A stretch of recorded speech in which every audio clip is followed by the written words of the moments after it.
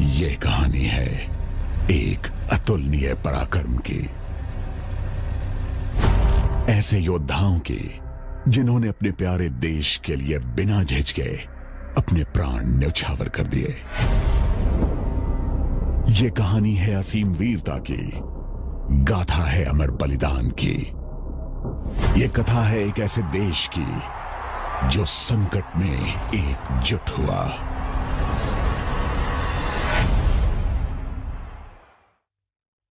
जनवरी 1965, कच्छ का रण। पाकिस्तान ने कच्छ के रण के 50% हिस्से पर अपना दावा ठोक दिया। भारत ने जवाबी कार्रवाई की। दोनों ही देशों के बीच सीमा पर कई मुठभेड़ें हुई। कच्छ के रण में पाकिस्तान ने अपने इसी दुस्साहस के नतीजे में नाकाम होकर ऑपरेशन जिब्राल्टर की शुरुआत की। अगस्त 1965, कश्मीर घाटी। पाकिस्तान के हथियारबंद घुसपैठियों के कश्मीर में घुसने की खबर मिली।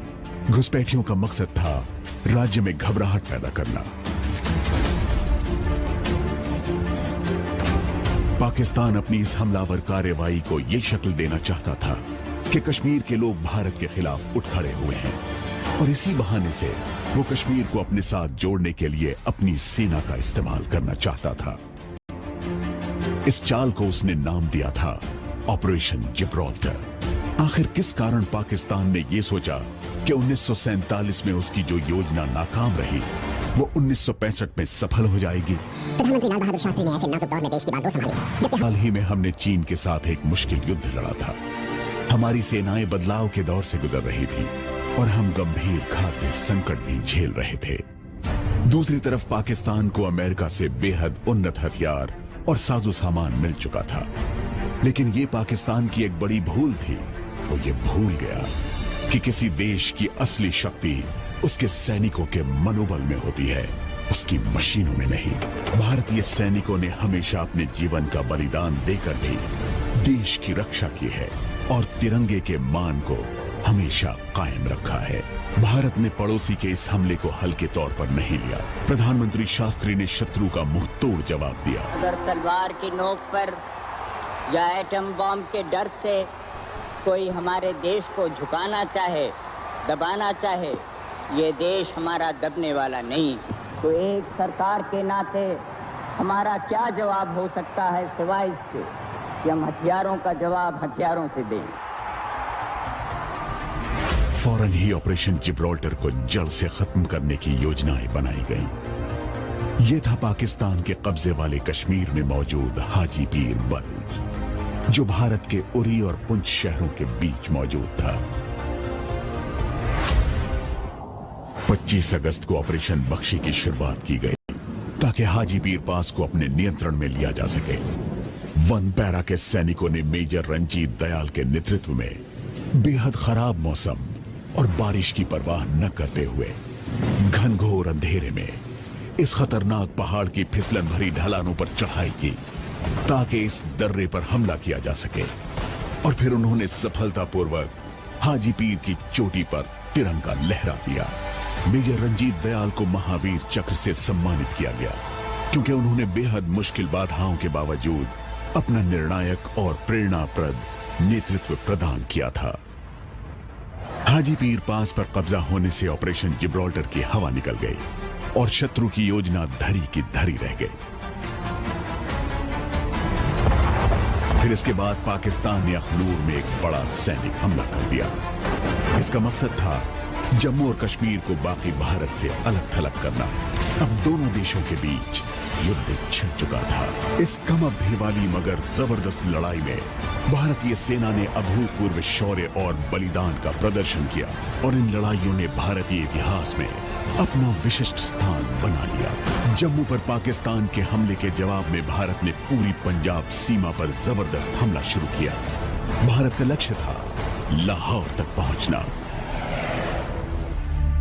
लाहौर तक जाने वाली एक सड़क एक छोटे से कस्बे बरकी से होकर गुजरती है, जिसकी जबरदस्त घेराबंदी इन्फेंट्री और टैंकों के जरिए की गई थी।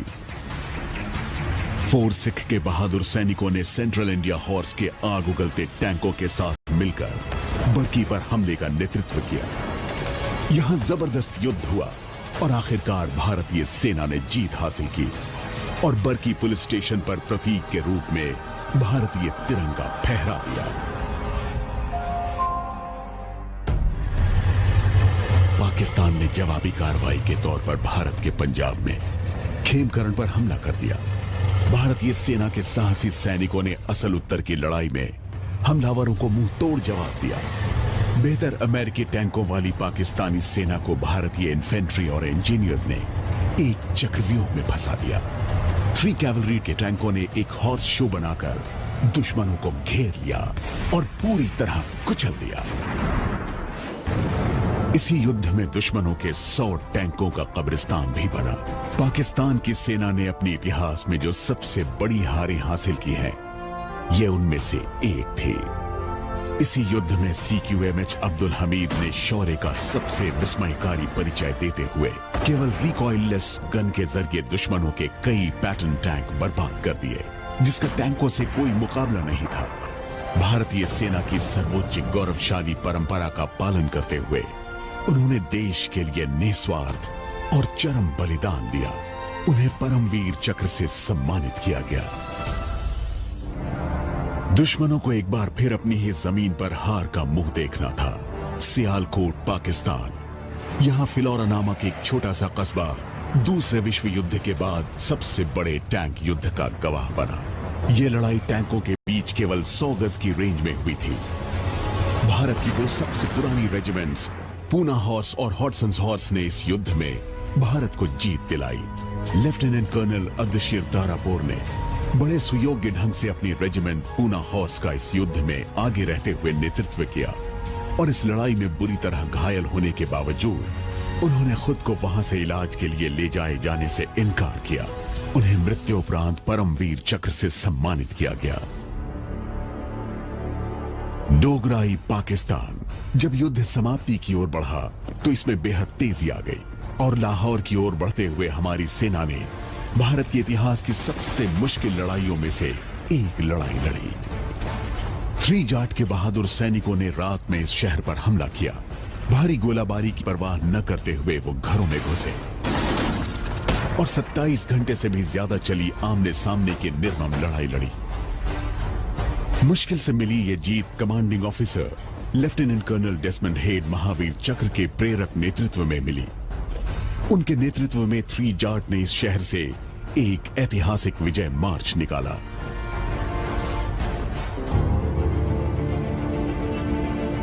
हमारे योद्धाओं ने हमारे साहसी हवाई योद्धाओं की सुयोग्य मदद से पाकिस्तानी सेना को जहां का तहां रोक दिया। भारतीय वायुसेना ने बड़े पराक्रम से युद्ध करते हुए महत्वपूर्ण स्थानों पर दुश्मनों के हमले की धार कुंद कर दी। उन्होंने अपने से बेहतर पाकिस्तानी विमानों के साथ भीषण युद्ध किया। वो शत्रु के मनोबल को पूरी तरह तोड़ने में कामयाब रहे। नौसेना ने भी राष्ट्र के आह्वान पर भरपूर साथ दिया। हमारे इन प्रहरियों ने हमारे समुद्रों में अपना फैलाव करने की दुश्मन की साजिशों से देश की रक्षा की। नौसेना के एंटी सबमरीन एलिजे एयरक्राफ्ट ने अरब सागर को दुश्मनों की पनडुब्बियों से मुक्त कराने में अहम रोल निभाया। देश भर के योगदान और दुआओं की बदौलत हमारी सेनाओं को जबरदस्त मनोबल मिला। देश के हर क्षेत्र से जुड़े नागरिकों के होठों पर बस एक ही नारा था, जय जवान जय किसान। देश भर के नागरिकों ने सेना का साथ दिया और पूरा देश एकता के सूत्र में बंध गया। 22 सितंबर को संयुक्त राष्ट्र सुरक्षा परिषद ने एक प्रस्ताव पारित किया। 23 सितंबर को रात 12 बजे से युद्ध बंद करने का फैसला अमल में आ गया। कश्मीर, पंजाब, राजस्थान और गुजरात में लड़े गए युद्धों में भारत ने 1920 वर्ग किलोमीटर क्षेत्र अपने कब्जे में किया, जबकि दुश्मन के हाथ केवल 540 वर्ग किलोमीटर इलाका ही लगा। देश के 2862 बहादुर पुत्रों ने अपनी मातृभूमि की रक्षा हेतु अपने प्राण न्यौछावर कर दिए। 211 वीरों को वीरता पदकों से सम्मानित किया गया।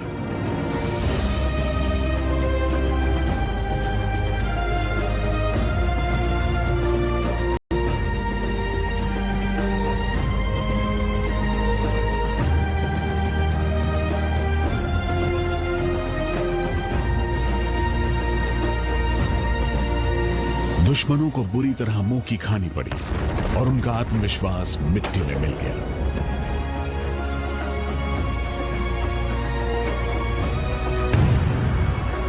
शौर्य से भरे इन अभूतपूर्व कारनामों और चरम बलिदान के कारण पूरे देश में देशभक्ति की लहर फिर से जीवंत हो उठी।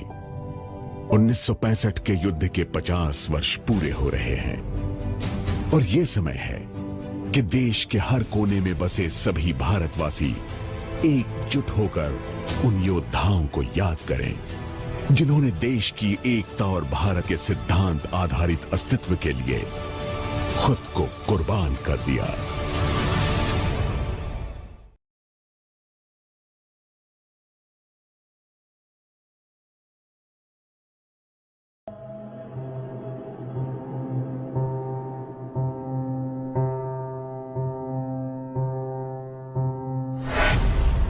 ये कहानी है एक अतुलनीय पराक्रम की, ऐसे योद्धाओं की जिन्होंने अपने प्यारे देश के लिए बिना झिझके अपने प्राण न्यौछावर कर दिए। ये कहानी है असीम वीरता की, गाथा है अमर बलिदान की। ये कथा है एक ऐसे देश की जो संकट में एकजुट हुआ।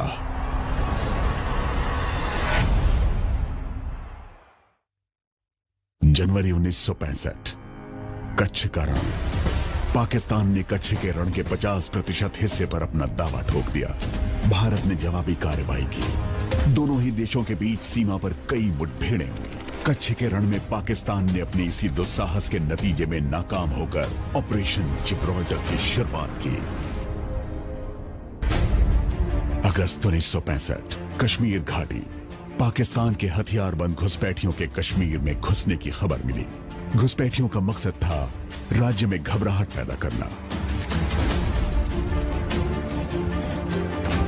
पाकिस्तान अपनी इस हमलावर कार्रवाई को यह शक्ल देना चाहता था कि कश्मीर के लोग भारत के खिलाफ उठ खड़े हुए हैं और इसी बहाने से वो कश्मीर को अपने साथ जोड़ने के लिए अपनी सेना का इस्तेमाल करना चाहता था।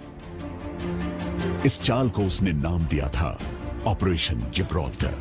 आखिर किस कारण पाकिस्तान ने यह सोचा कि 1947 में उसकी जो योजना नाकाम रही वो 1965 में सफल हो जाएगी?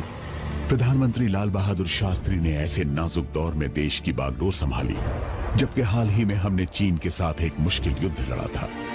हमारी सेनाएं बदलाव के दौर से गुजर रही थी और हम गंभीर खाद्य संकट भी झेल रहे थे। दूसरी तरफ पाकिस्तान को अमेरिका से बेहद उन्नत हथियार और साजो सामान मिल चुका था, लेकिन ये पाकिस्तान की एक बड़ी भूल थी। वो ये भूल गया कि किसी देश की असली शक्ति उसके सैनिकों के मनोबल में होती है, उसकी मशीनों में नहीं। भारतीय सैनिकों ने हमेशा अपने जीवन का बलिदान देकर भी देश की रक्षा की है और तिरंगे के मान को हमेशा कायम रखा है। भारत ने पड़ोसी के इस हमले को हल्के तौर पर नहीं लिया। प्रधानमंत्री शास्त्री ने शत्रु का मुंह तोड़ जवाब दिया। अगर तलवार की नोक पर या एटम बॉम्ब के डर से कोई हमारे देश को झुकाना चाहे, दबाना चाहे, ये देश हमारा दबने वाला नहीं। तो एक सरकार के नाते हमारा क्या जवाब हो सकता है सिवाय इसके कि हम हथियारों का जवाब हथियारों से दें। फौरन ही ऑपरेशन जिब्राल्टर को जड़ से खत्म करने की योजनाएं बनाई गईं। यह था पाकिस्तान के कब्जे वाले कश्मीर में मौजूद हाजी पीर बल, जो भारत के उरी और पुंछ शहरों के बीच मौजूद था। 25 अगस्त को ऑपरेशन बख्शी की शुरुआत की गई ताकि हाजी पीर पास को अपने नियंत्रण में लिया जा सके। वन पैरा के सैनिकों ने मेजर रंजीत दयाल के नेतृत्व में बेहद खराब मौसम और बारिश की परवाह न करते हुए घनघोर अंधेरे में इस खतरनाक पहाड़ की फिसलन भरी ढलानों पर चढ़ाई की ताकि इस दर्रे पर हमला किया जा सके और फिर उन्होंने सफलतापूर्वक हाजी पीर की चोटी पर तिरंगा लहरा दिया। मेजर रंजीत दयाल को महावीर चक्र से सम्मानित किया गया क्योंकि उन्होंने बेहद मुश्किल बाधाओं के बावजूद अपना निर्णायक और प्रेरणाप्रद नेतृत्व प्रदान किया था। हाजी पीर पास पर कब्जा होने से ऑपरेशन जिब्राल्टर की हवा निकल गई और शत्रु की योजना धरी की धरी रह गई। फिर इसके बाद पाकिस्तान ने अखनूर में एक बड़ा सैनिक हमला कर दिया। इसका मकसद था जम्मू और कश्मीर को बाकी भारत से अलग थलग करना। अब दोनों देशों के बीच युद्ध छिड़ चुका था।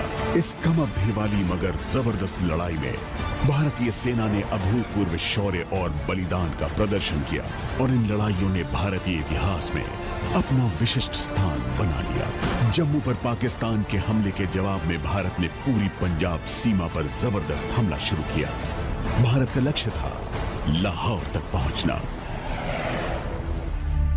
लाहौर तक जाने वाली एक सड़क एक छोटे से कस्बे बरकी से होकर गुजरती है, जिसकी जबरदस्त घेराबंदी इन्फेंट्री और टैंकों के जरिए की गई थी।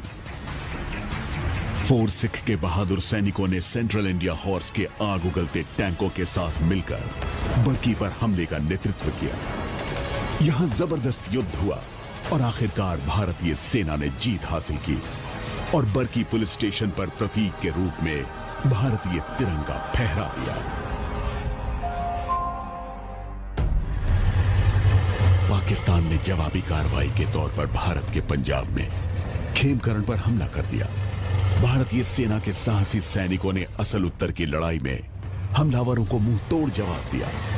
बेहतर अमेरिकी टैंकों वाली पाकिस्तानी सेना को भारतीय इन्फेंट्री और इंजीनियर्स ने एक चक्रव्यूह में फंसा दिया।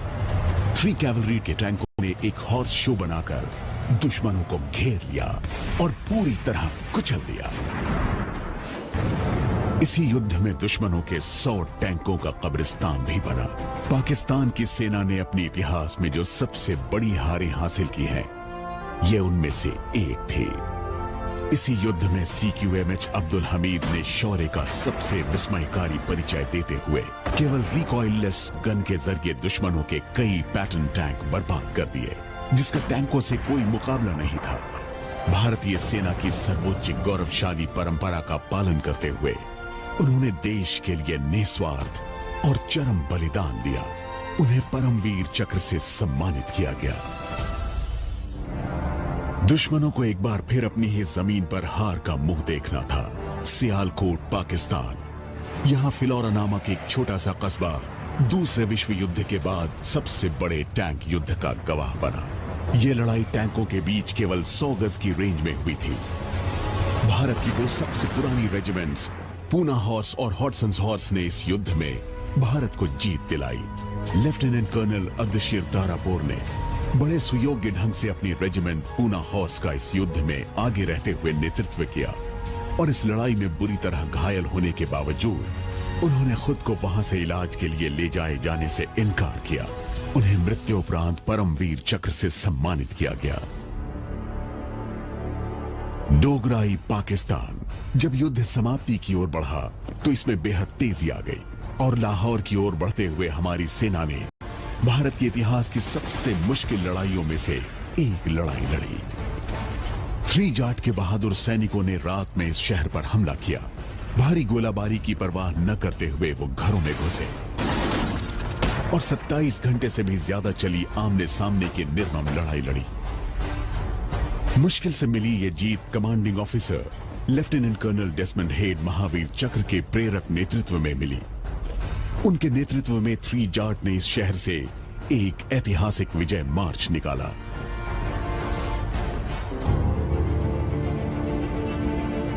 हमारे योद्धाओं ने हमारे साहसी हवाई योद्धाओं की सुयोग्य मदद से पाकिस्तानी सेना को जहां का तहां रोक दिया। भारतीय वायुसेना ने बड़े पराक्रम से युद्ध करते हुए महत्वपूर्ण स्थानों पर दुश्मनों के हमले की धार कुंद कर दी। उन्होंने अपने से बेहतर पाकिस्तानी विमानों के साथ भीषण युद्ध किया। वो शत्रु के मनोबल को पूरी तरह तोड़ने में कामयाब रहे। नौसेना ने भी राष्ट्र के आह्वान पर भरपूर साथ दिया। हमारे इन प्रहरियों ने हमारे समुद्रों में अपना फैलाव करने की दुश्मन की साजिशों से देश की रक्षा की। नौसेना के एंटी सबमरीन एलिजे एयरक्राफ्ट ने अरब सागर को दुश्मनों की पनडुब्बियों से मुक्त कराने में अहम रोल निभाया। देश भर के योगदान और दुआओं की बदौलत हमारी सेनाओं को जबरदस्त मनोबल मिला। देश के हर क्षेत्र से जुड़े नागरिकों के होठों पर बस एक ही नारा था, जय जवान जय किसान। देश भर के नागरिकों ने सेना का साथ दिया और पूरा देश एकता के सूत्र में बंध गया। 22 सितंबर को संयुक्त राष्ट्र सुरक्षा परिषद ने एक प्रस्ताव पारित किया। 23 सितंबर को रात 12 बजे से युद्ध बंद करने का फैसला अमल में आ गया। कश्मीर, पंजाब, राजस्थान और गुजरात में लड़े गए युद्धों में भारत ने 1920 वर्ग किलोमीटर क्षेत्र अपने कब्जे में किया, जबकि दुश्मन के हाथ केवल 540 वर्ग किलोमीटर इलाका ही लगा। देश के 2862 बहादुर पुत्रों ने अपनी मातृभूमि की रक्षा हेतु अपने प्राण न्यौछावर कर दिए। 211 वीरों को वीरता पदकों से सम्मानित किया गया।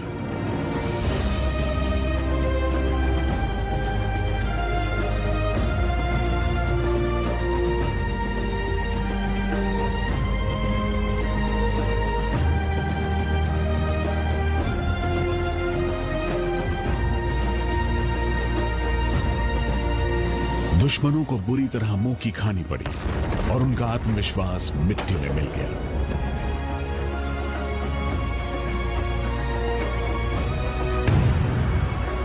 शौर्य से भरे इन अभूतपूर्व कारनामों और चरम बलिदान के कारण पूरे देश में देशभक्ति की लहर फिर से जीवंत हो उठी। 1965 के युद्ध के 50 वर्ष पूरे हो रहे हैं और यह समय है कि देश के हर कोने में बसे सभी भारतवासी एकजुट होकर उन योद्धाओं को याद करें जिन्होंने देश की एकता और भारत के सिद्धांत आधारित अस्तित्व के लिए खुद को कुर्बान कर दिया।